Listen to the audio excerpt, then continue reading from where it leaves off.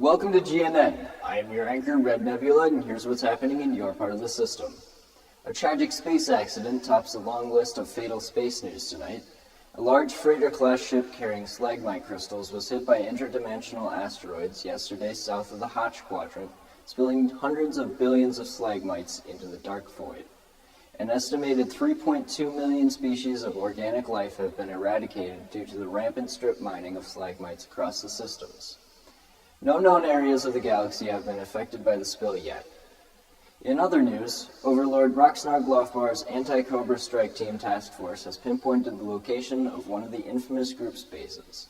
The task force includes many ex-military and mercenary faculty equipped with the latest and greatest arsenal of weapons fresh from the Boom Boom District. A raid on the hidden base in the Glyphcon system is expected later this yesterweek. And now, for this week's sports update, Ace McKinley has your news. Off to you, Ace. This week is a big week in spacey sports, especially for Rocket League fans everywhere. The playoffs brought an unusual turn of events. During the Black Lights game with the White Sails, an interdimensional portal opened up on the field, causing a large cluster of slagmites to pour out onto the field. Anyone not wearing any slagmite spray who was either a player or someone in the lower 50,000 seats was destined for doom. The White Sails were forfeit by technical difficulty by slagmite, and the Black Lights just happened to be wearing repellent? That doesn't seem odd at all. On the other side, we saw the Beef Clan's fantastic victory over the Regals, in a match where the overtime lasted a solid 20 minutes and ended with top Beef Clan goalie, who goes under the name Tree, slamming the ball from goal to goal. A terrific win for Beef Clan fans everywhere. But in the heat of the moment, Tree wasn't taking his proper precautions and ended up damaging 3 lower thrusters, his front guard, and part of his left rear booster. There's no telling how the championship game will fare for Tree. Sounds like a rough injury for that superstar goalie. Let's see what's going on in the world of weather. Take it away, Teve. This yesterweek will bring a rare hypnotic solar eclipse. Experts recommend that we not stare at the dual suns because spontaneous eyeball combustion occurred in all life forms that did so during the last happenstance of this phenomenon.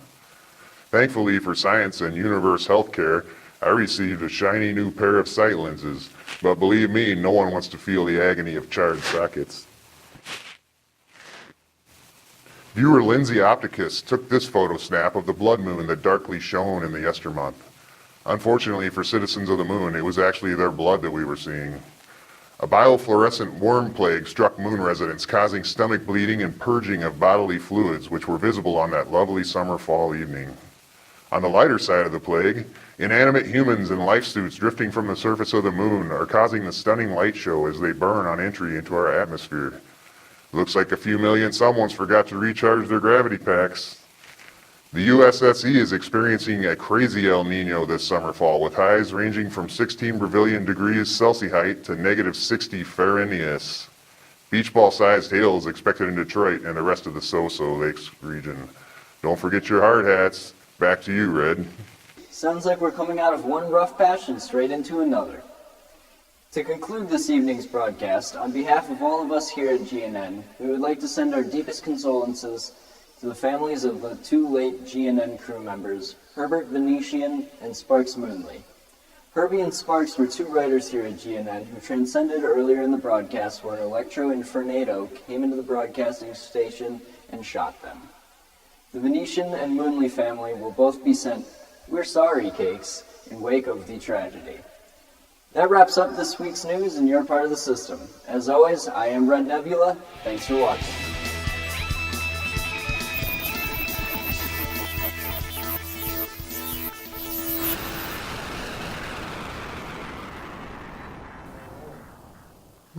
Okay.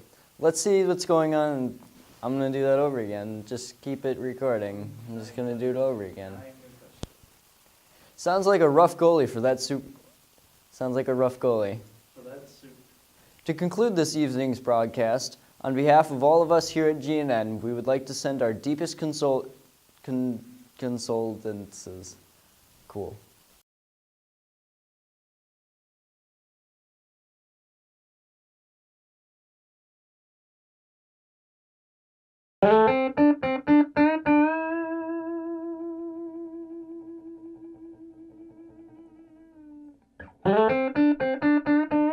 Hey everybody, I'm Chef Todd and welcome to Under the Apple Tree, where I grow, build, and of course cook my way towards a handmade life.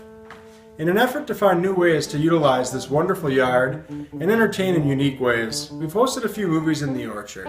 We snacked on popcorn, ate some tasty jalapeno poppers, and enjoyed some other movie snacks.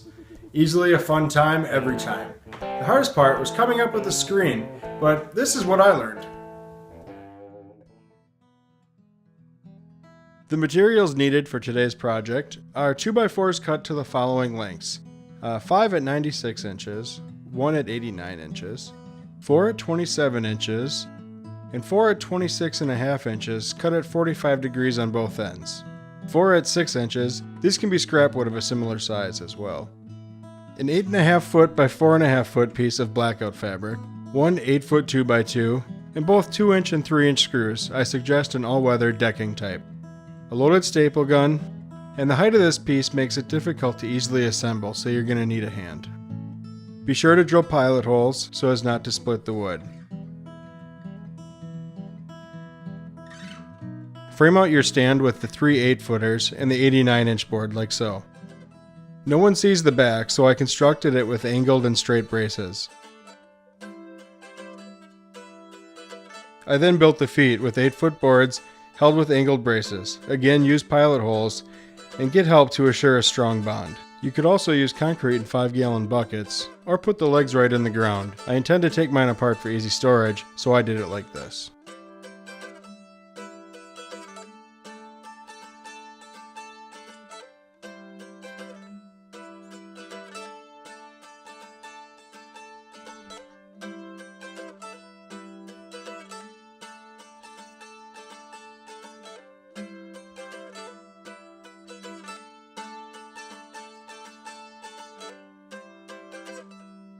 Next, we need to prepare the screen.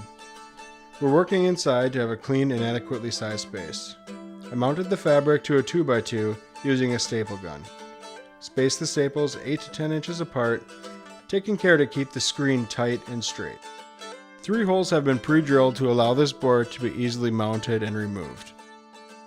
Simply line it up on the top of the frame, finish setting the screws, and then just roll the screen back over the top. Tighten the edges and staple back down to the frame.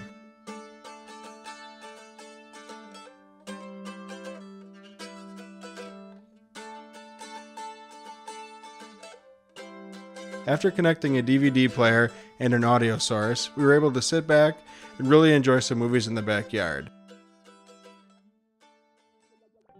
I have to say, this was a surprisingly fun and rewarding project. Thanks to Luke Lorbecky for letting us the projector and hanging out watching old movies around the fire. Remember to follow us on Twitter at Apple Tree Show, subscribe to our channel and comment below, and thanks for hanging out. I'll see you next time under the Apple Tree.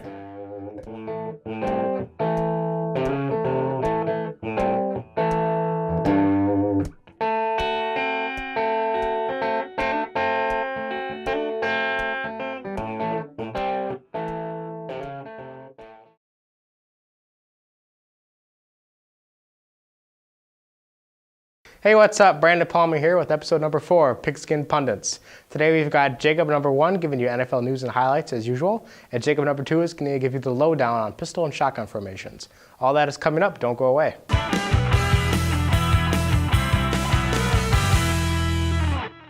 This is Jake Dodson with the NFL News. Luke Kuechly has been cleared to play after passing his concussion protocol test.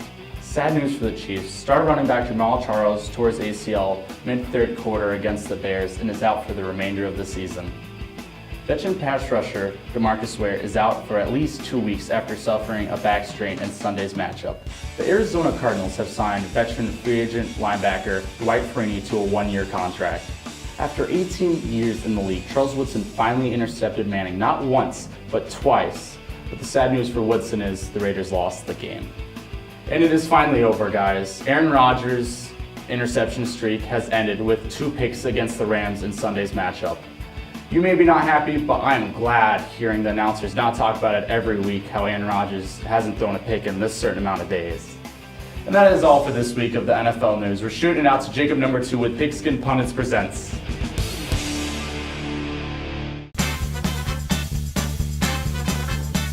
Jacob, have you seen Jacob number 2? I gotta ask him something about shotguns. I think he's in the other room. Hey, he's always talking about football. Does he actually know what he's talking about? Yeah, he does, but he's kind of stuck to explaining it. All right, I gotta go. Bye.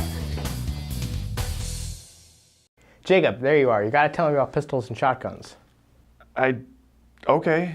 I mean, I've gone hunting a few times, but I don't actually know that much about guns. No, I mean football. You told me last week that you'd tell me about pistol and shotgun formations. Oh, right. Okay, you remember how last week we talked, all the formations we talked about, the quarterback was right underneath the center? Yeah, doesn't he have to be? No. Technically, all you need is 11 people on the field. You don't actually even need a quarterback. For shotgun formation, the quarterback is a ways behind the center. He's usually about 5 to 7 yards back. Why would you want to do that? Well, it gives the quarterback more room to work with. They can slide around pretty easily to avoid pressure, or they can scramble off to the sides if he needs to. Something Aaron Rodgers does a lot. He's really good at extending plays like that. Yep. Because the quarterback doesn't have to take the time to drop back, it makes it a lot easier to set up short passes as well, just little hitch routes like that. And they can also make it a little bit easier to set up the really deep passes because the quarterback can watch them the whole way through their route. So where do all the players line up? Does the running back still go all the way behind the quarterback? Nope. The running back is usually a few yards off to the side of the quarterback, left or right depending on how the formation is set up. Wide receivers and tight ends can still go in their usual spots out to the sides, or for tight ends right on the line. There's still all kinds of flexibility with where those players line up. A lot of teams will actually run a 5 wide receiver set as well, where the quarterback is the only one in the backfield, and they'll occasionally have their halfback act like a wide receiver. So what are the disadvantages to a shotgun formation? Well, it can be a lot harder to run out of shotgun because defenses have a lot more time to see it coming. So instead of the running back being like behind the quarterback for the first start of the play, they're off to the side. Everybody can see if he's going to run across like that. It's a lot easier for the defense to react. But because so many college quarterbacks play only out of the shotgun, and because of how creative you can be out of the shotgun, it's still pretty effective. Okay, that all makes sense. Now tell me about pistol formation. Pistol is basically a combination of shotgun and the traditional under center. So instead of the quarterback being 5 to 7 yards back, they're only 3 to 4 yards back, and the halfback is still directly behind the quarterback another 3 yards or so. It's easier to run out of than shotgun formations, and it's easier to throw out of than the traditional under center formations. You still have all the advantages of shotgun and traditional, basically. All right, Jacob. Well, I got invited to play this touch football game yet tomorrow, and I have to go to Sporting Goods store and buy a gun. So, All right, I'll good see you luck. later. Yeah. That's it for this week's episode of Pigskin Pundits. Thanks for watching, and tune in next time. Let's wrap it up like MC Hammer wrapped it up in the 90s.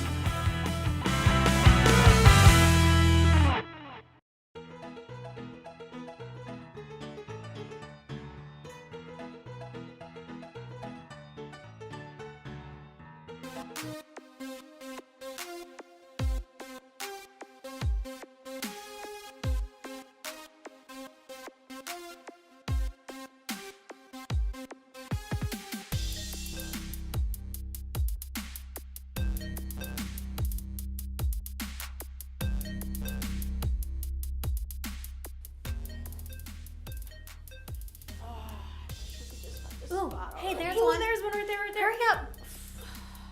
Aww. You should have go faster. Oh my gosh, my breakfast is coming up. Quit being such a drama queen. It's not that bad.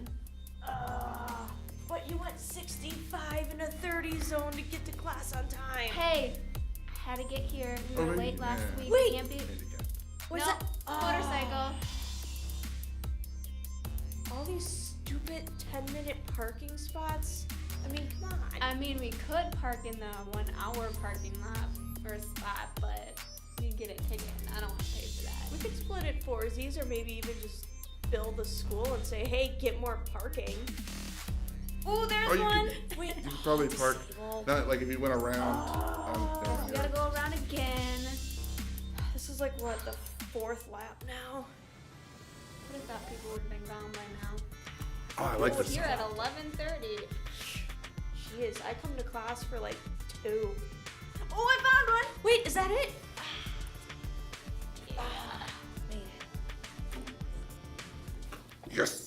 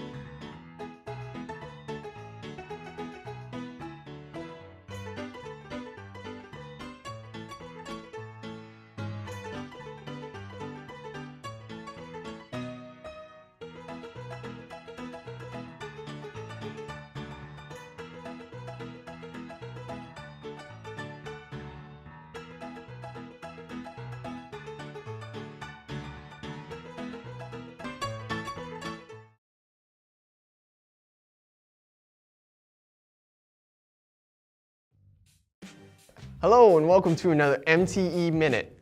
It's that time of the year again, the time when nights become longer, trees become bare, and goblins, ghouls, and ghosts go around begging for candy from house to house. Now if you're anything like me, this is also the time to begin to have some late night horror movie binges. You know, the ones where you make some popcorn, curl up in a blanket, and watch all of your favorite horror movies in one sitting. Needless to say, every year I watch the classics. Halloween, Nightmare on Elm Street, Psycho, etc., etc. But what about the more recent entries into the horror genre? There always tends to be this stigma that new horror films can't be as good as the classics. And while I'll agree that most new horror films are just quick cash grabs, there are some generally really creepy and really great horror films out there. So here I'm going to be counting down the top 5 horror films of the past decade. Number 5, Antichrist-Inland Empire. Though both films don't fall directly under the horror genre, both do have a nightmarish vibe throughout, so I felt it only fair to add them on this list. Antichrist, a film infamous due to it being claimed as one of the goriest films ever made, is about a couple who moves into a cabin to seek peace and healing after their child dies. Instead, however, they end up slowly losing their sanity, leading to some absolutely chilling moments. Shocking, disgusting, and yet strikingly breathtaking, Antichrist is a film that is guaranteed to stick in your mind whether you like it or not.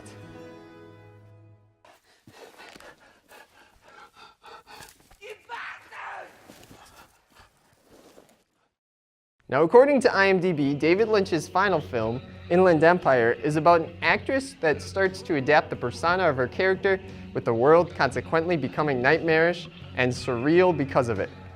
Needless to say, this film doesn't rely heavily on the plot, instead focusing on the visuals, which, in most cases, provide some serious, genuine fear. With no true sense of time, story, or pacing, the film gives a distinct feel that can only be described as though you are literally experiencing a nightmare in film form.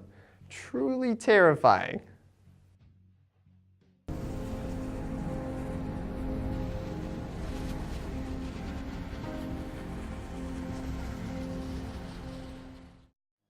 Number 4, Drag Me to Hell.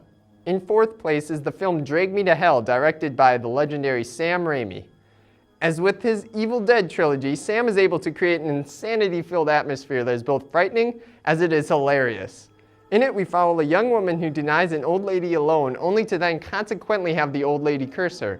Because of this, she begins to become terrorized by a demon that has one goal on its mind: to drag her to hell.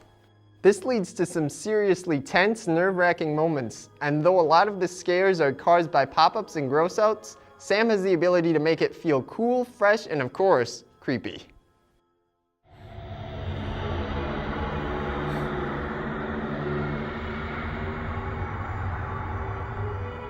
Soon it will be you who comes begging to me.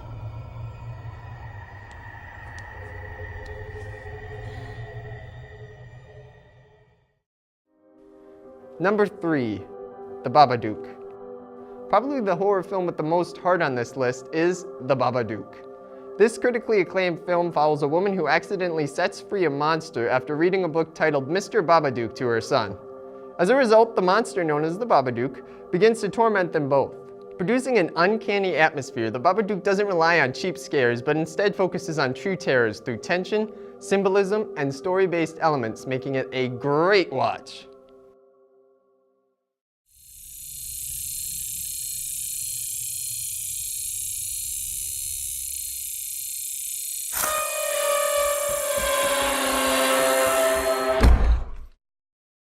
Number 2, It Follows. Coming in second place is the most recent film on this list, though it certainly doesn't feel that way with its retro throwback vibe to the classic 80s horror genre. In fact, to me, the atmosphere felt strikingly similar to Nightmare on Elm Street's atmosphere. Anyway, it's about a girl who becomes fouled by a shape-shifting creature after contracting it by a guy she has sex with. This creature is hell-bent on killing her and, unfortunately for her, is constantly moving. Featuring magnificent cinematography, a great score, an exceptionally original plot, and a constant unnerving sensation, this is a great example on how horror films nowadays should be made, and one that should not be missed this Halloween. No, it's me. Yara? Yeah. Don't open the door. See? Everything's okay.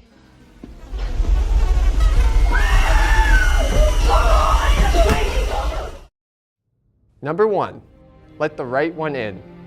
In first place is no doubt the best film on this list, Let the Right One In. This Swedish drama horror film provides fewer scares than the previous entries on this list, but what it misses in the horror department, it makes up for by providing a magnificent storyline and wonderfully written characters.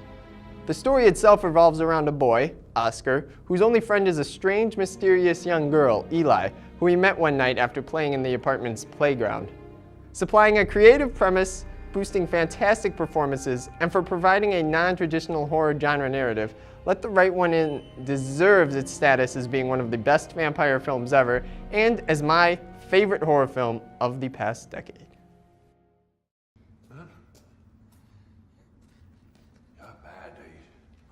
Aj, aj. Försiktigt. Du hänger ingenting.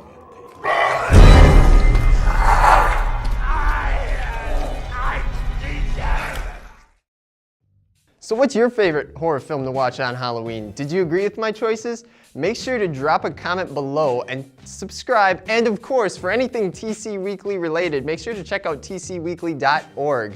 This has been another episode of MTE, Movies, Tech, Entertainment News.